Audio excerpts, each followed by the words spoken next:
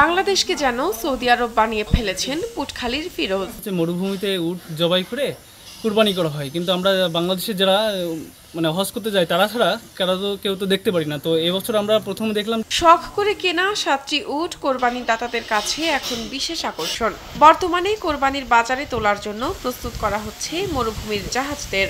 একটা বিক্রয় হয়েছে আর এই কোরবানির সময়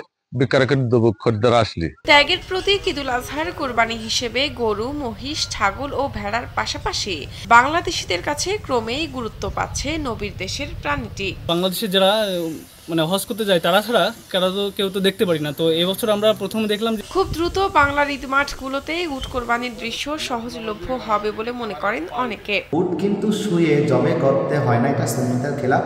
নহর করার সিস্টেম তো আমরা জানি।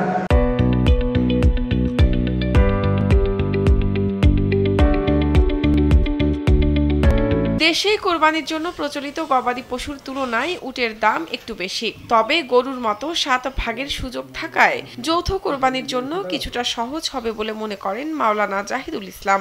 কোরবানি সর্বোচ্চ 7টি ভাগ করতে পারবেন, 7 দিতে পারবেন, আর সর্বনিম্ন তো একজন দিতে পারে, 5 জন 2 জন, আপনারা একটা একান্ত ইচ্ছা।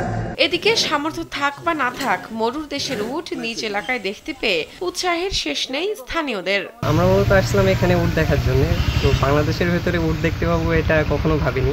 আর এই উট দেখার জন্য আসলে এখানে আসা দেখে খুবই ভালো লাগলো। এখানে কিন্তু আমরা 7টা উট দেখতে পেলাম। 7টার ভিতরে একটা উট কিন্তু অলরেডি শুনলাম এখানে আসলে বিক্রি হয়ে গেছে। জীবনে প্রথমবারের মতো উট দেখে অভিভূত ছোট বড় অনেকেই। আমি প্রথম উট দেখেছি, আমার উট দেখে খুব ভালো লেগেছে। তো এদের উট দেখতে খুব ভালো লেগেছে, কখনো দেখিনি এই উট। সারাদিন উৎসুক মানুষের ভিড়ে উটগুলোর যেন কিছুই যায় আসে না। পরিচর্যাকারীদের আদর আপ্যায়নে খেয়ে দিয়ে দিব্যি জাবর কেটে যাচ্ছে তারা।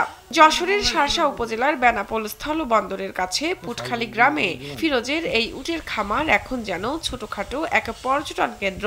খাদ্য দিচ্ছে ছোলা, ভুট্টা, গম, সয়াবিনের খোল, সরষের খোল, বিচুলি, আমের পাতা, বটের পাতা, নিমের পাতা, ঘাস, এইসব খাদ্য পালছে। ইতোমধ্যে একটি বিক্রি হলেও ফিরোজের খামারে আছে 30 থেকে 40 লাখ টাকা মূল্যের কোরবানির যোগ্য আরো 6টি উট। একটা বেচেছে 24 লাখ টাকায়, আর 30 লাখ টাকা হলে ছাড়বো আমরা।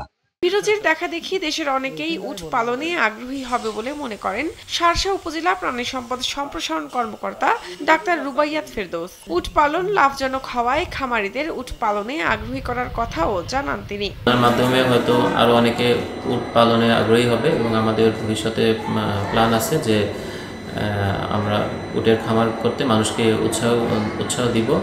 যদিও এটা ব্যয়বহুল প্রক্রিয়া, তারপরে আমরা বিভিন্ন উঠান বৈঠক বা আমাদের বিভিন্ন প্রশিক্ষণের মাধ্যমে তাদেরকে উৎপাদনে আগ্রহী করে তুলতে পারব। শাহনাজ পারভিন, কালবেলা।